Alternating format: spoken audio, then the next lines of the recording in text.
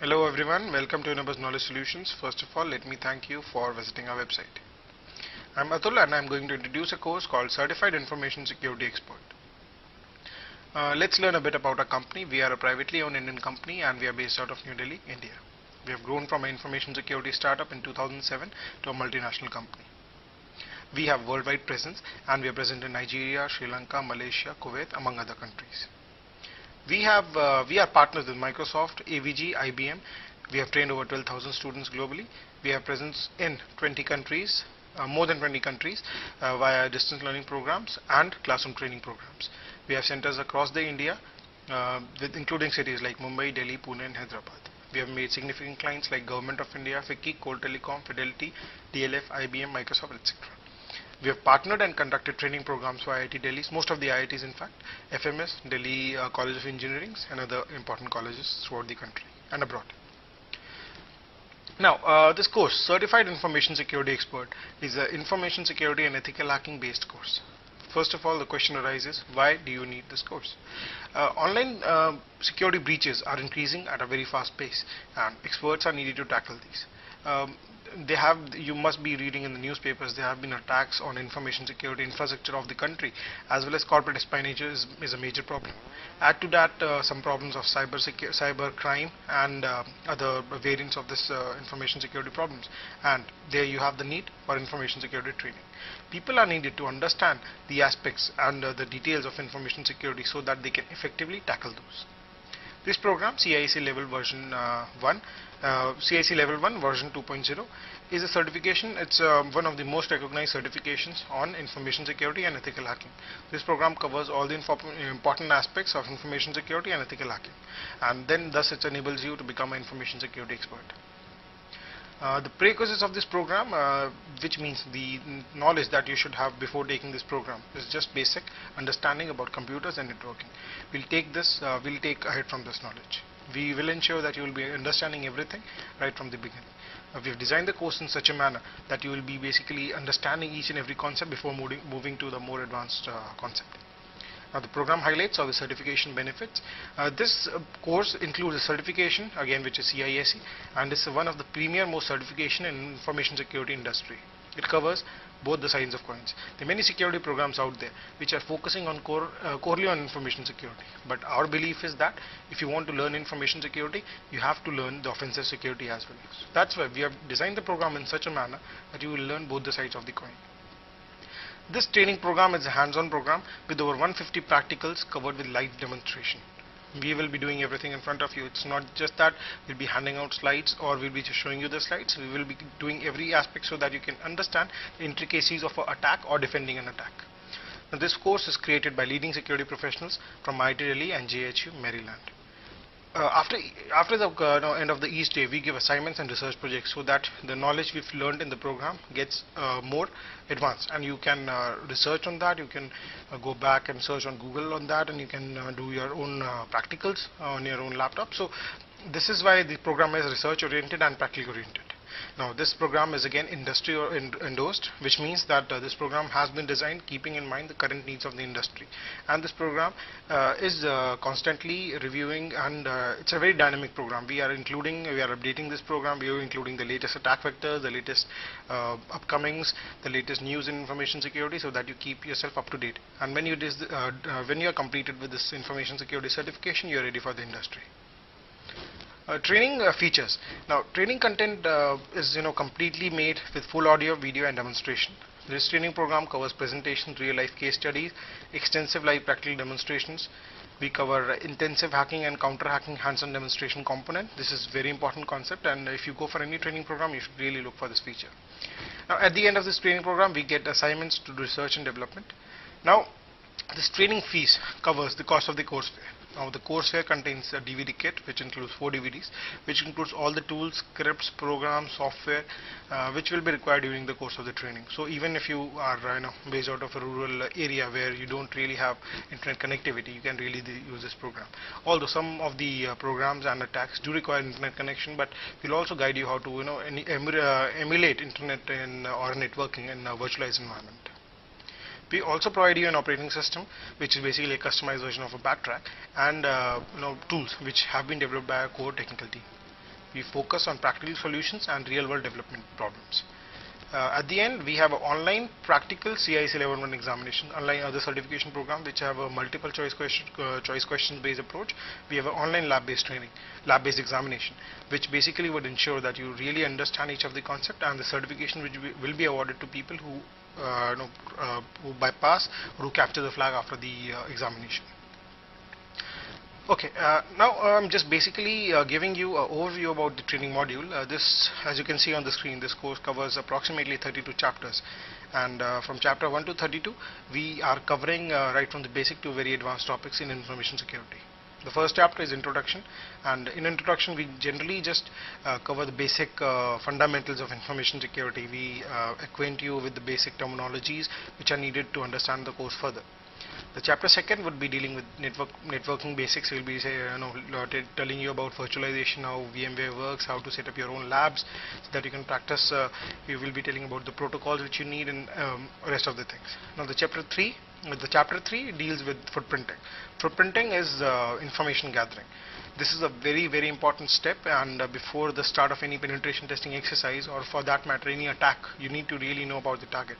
For that we do footprinting. Now, chapter 4 is Google hacking. In this we are not really hacking Google, but we are using Google to do some advanced searches. Advanced searches could be searches which really help in footprinting, or they could even be giving you access to some of the internal documents which should be internal but which have been put on the internet. So you can search with special syntax and retrieve those. So this is a very important part. This is basically this complements the footprinting part. Now the chapter 5th, which is scanning, is important.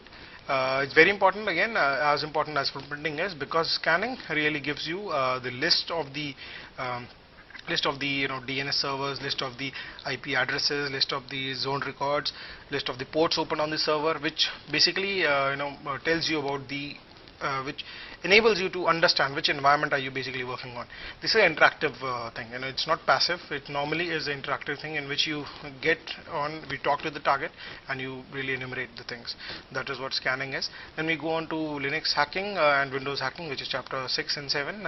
In this, as you might expect, we focus on some of the tools, some of the methods to bypass authentication, to bypass to run keyloggers and other things. So Windows hacking and Linux hacking are these platform specific things on which we basically work.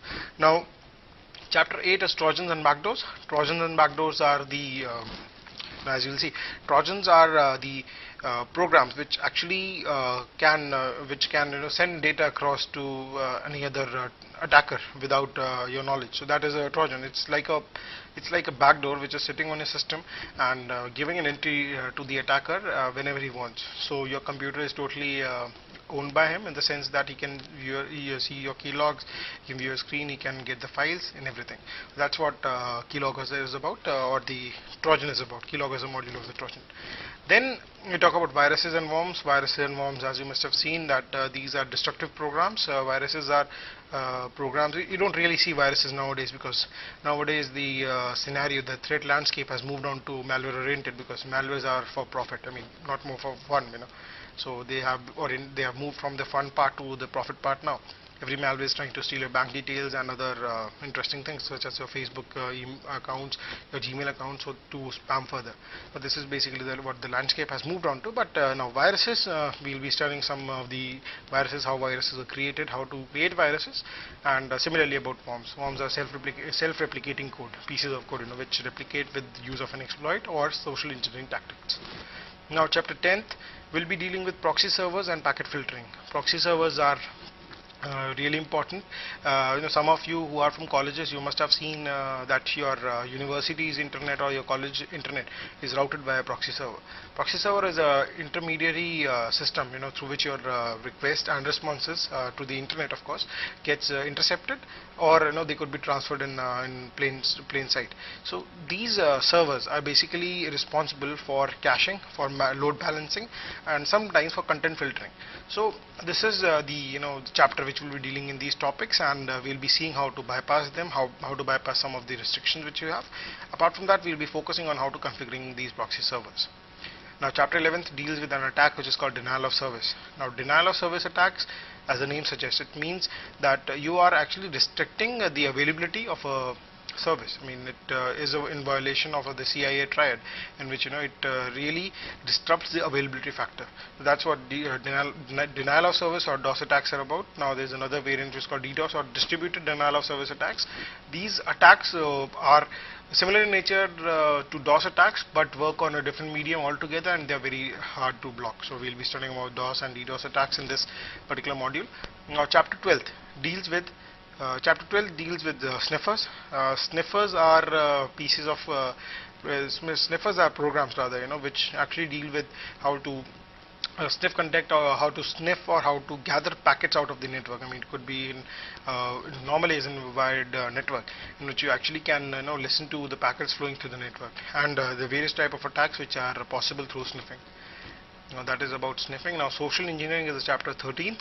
Social engineering, as the name suggests, it deals with the social or the human aspect, and it is a very, very important concept if you want to really get a career, or if you want to master information security, or for that matter ethical hacking. So social engineering deals with manipulating people for your objectives. Now move on to physical security, which is not a technical aspect, but it is a very important aspect, because if you have printed your passwords, or if you have put your passwords in on the front of your computers or monitors, it's very important to know that these are unsafe, because if any attacker via means of social engineering gets an access to your office space, and he sees these passwords lying around, he sees the policy papers lying around, so it can be a information security breach. So that's why physical security is very important as well. Now we move on to chapter 15th, which is steganography. Steganography is the art of hiding data into images and videos, or for that matter any piece of information which might seem benign. So this is what steganography is about. We will be learning how to perform steganography and how to detect steganography by using some of the common tools and algorithms which are available. Chapter 16th is on cryptography. Now cryptography is similar to steganography, but it is basically converting readable information or understandable information into gibberish. So that's what cryptography is about. It includes a variety of components such as encryption, decryption, hashing, and other things.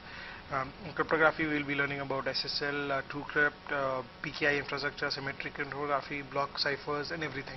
So that's what cryptography is about. Chapter 17th deals with wireless hacking. Wireless hacking. In wireless hacking, we are looking at Wi-Fi attacks, the various Wi-Fi attacks which are there. We will be looking at WEP, WPA, WPA2, and the other protection schemes or the encryption schemes for Wi-Fi, and we will be looking at how to implement those and how to crack those. Now, in chapter 18th, we are looking at firewalls and honeypots. Firewalls are, they can be software, they could be hardware. The main aim of firewalls is to protect your network from incoming attacks.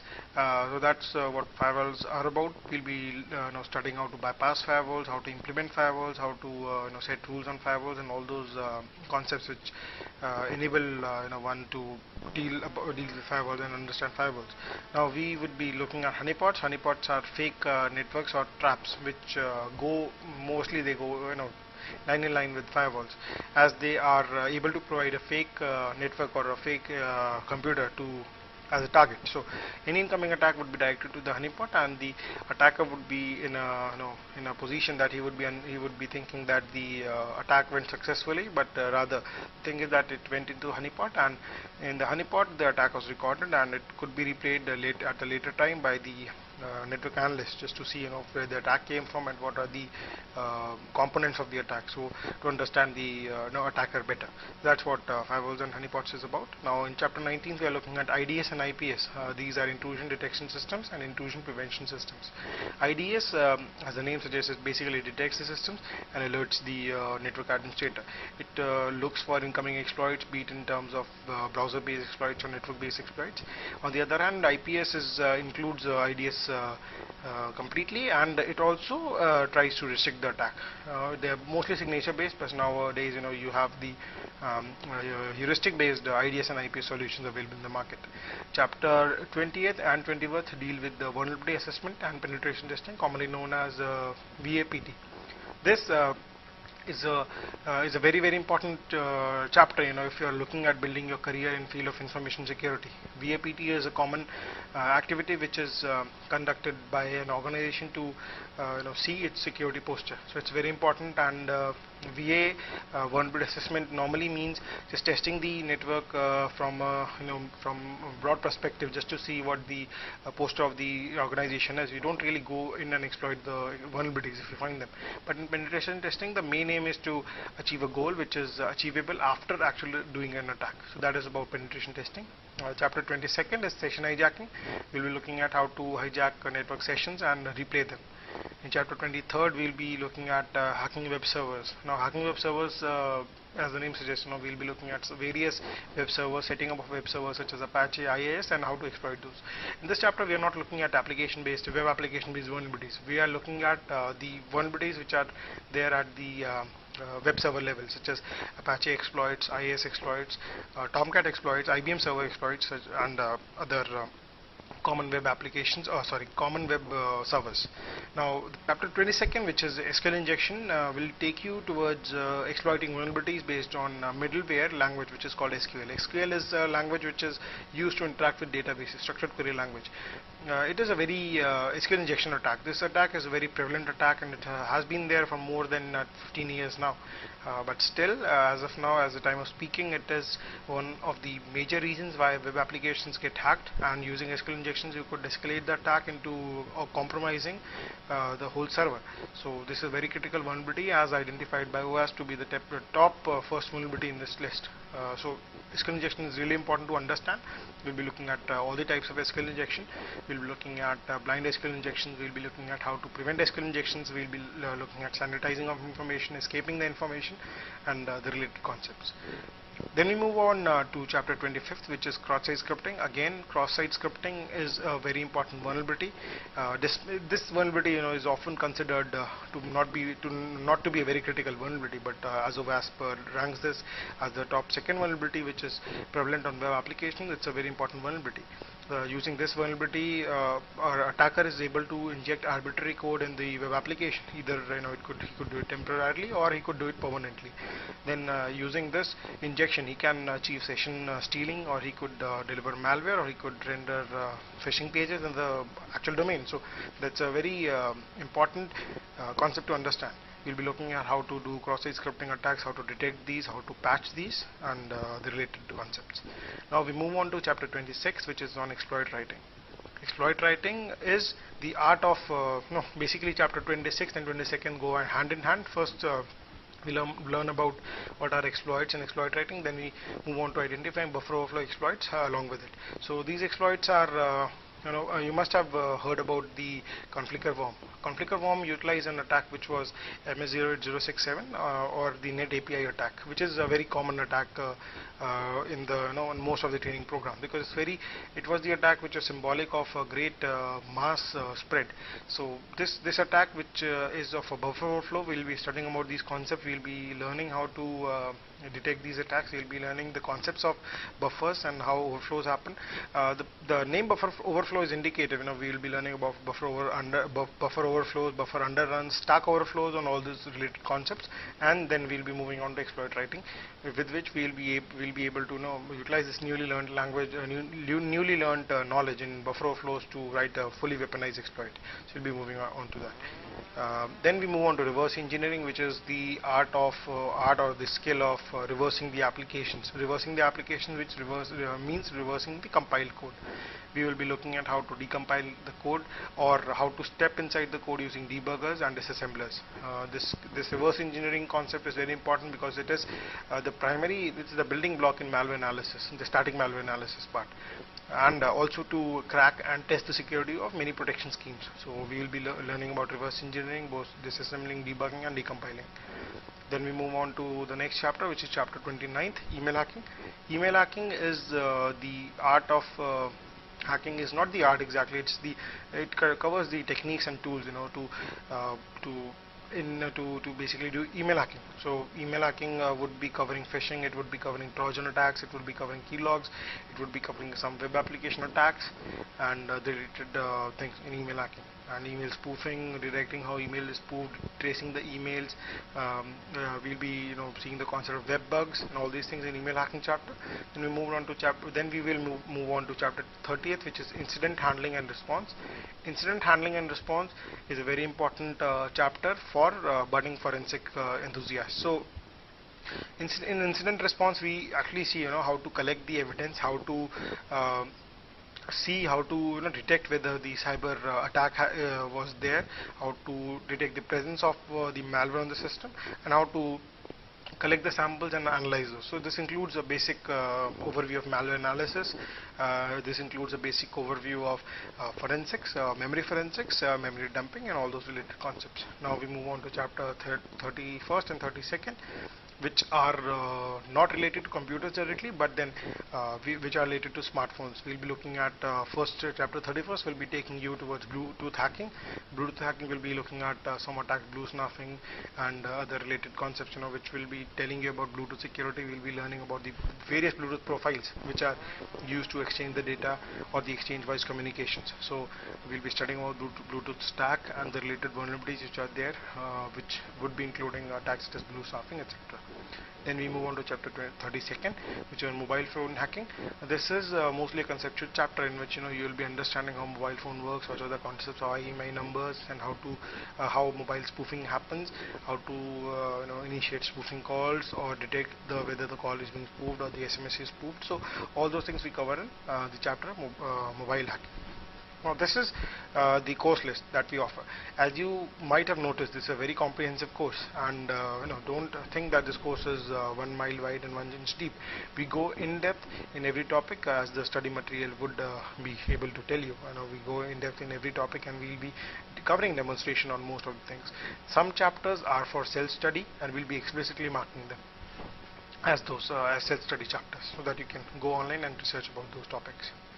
Then now after doing this course, what are the opportunities that await you? Now, first of all, before the opportunities, we have to talk about the examination, which is CISE Level 1 version 2.0 certification exam. This examination is an online lab-based examination, under which the exam is conducted under a live simulated examination environment. This is unlike most of the certifications that you will be seeing in information security. This examination is might be the one of the reasons you want to undertake this course. You will be presented with a live environment, a live simulated environment, in which you will be able to test your newly learned language, and you will have to take down some targets, and in the course of taking down the targets, you will be awarded points, and you have to achieve the minimum qualifiable points to clear the examinations. So this does not really test your knowledge about test your bookish knowledge. In fact, what it tests is how do you perform under stress, and with the limited timeline, how are you able to apply the concept. So it's an open book examination. You are free to refer your notes, you're free to refer your books, you're free to refer the internet, but the objective is to take down some targets in limited time. So that is what is a very unique feature of our certification program. Job opportunities after this particular course, which is CISE, are being working as an ethical hacker, who is basically a penetration tester. Now, network security system administrator. Even if you're not looking at information security as a full-time career, you really would benefit from this knowledge, because the recent trend has been that attacks are increasing at a very astonishing rate. We're basically increasing at an exponential rate. So if you have the knowledge, even if you are a web administrator, or you are an information security or a network system security administrator, you would be gaining from these concepts. You will be knowing, you will be understanding about the attacks, you will be knowing the attacks as and when you see it, and you will be really complementing your information security and network security team. So even if you're not really looking to go into this industry as a sole career, but it really makes sense to undertake information security training if you're looking at network security or web administration, in fact. Then we have the position of information security officers, which are dealing with the overview of the network, or more at the policy level. So those are also the opportunities which you can avail after this particular program. The course start and end date. This being an online course is completely flexible. You get a courseware in the forms of recorded videos, recorded sessions, and you have the flexibility to learn this course as and when you want. I mean, it's totally at your pace. After you come from your office, or probably after you take a break from your school or your college, you can really learn this course. It's at your own pace. You have you can pause it, you can replay it as many times as you want, and you will be having the best resources in a recorded manner, so that you can learn from it, replay it again, and clarify if anything is under doubt, and you can do that.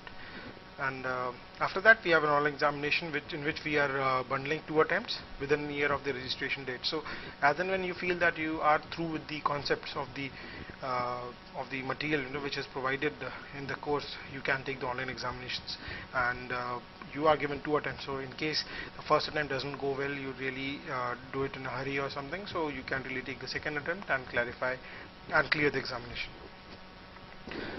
Now the course material. In the course material, we offer you a DVD, we offer you a reference guide, we offer you videos with examples, and we offer you all the tools which are there. So it's a comprehensive set. You don't really need to go online and search for the individual tools which we show in the videos, or you don't have to look for individual scripts. We are packaging everything in a properly organized DVD, so you can really cut down that time in searching and downloading the tools from the internet. So it's a really very effective medium of learning. In registration and payments, we have multiple options. We have online payment options in which you can go to our website and pay via PayPal, or you can also use a credit or debit cards. You can pay by check, or finally you can pay by cash also. The support after the during the program, you might have some doubts which you don't really find the clarification, for which you don't find the clarification in the videos. For that, you can take our online and offline sales, and we give you pre-sale support, which means you can clarify everything before you join this course. So you are sure that this course meets expectations, so you can clarify each and every concept during the pre-sale support period. Now once you register for the course, you can actually go for phone support on toll-free number. You can call up and you can speak directly to our technical staff, and you can clarify your doubts. Otherwise, you can also go to the technical support team online. They are based out of discussion boards, and you can email the doubts and queries with the appropriate information on which you're getting stuck at. So they will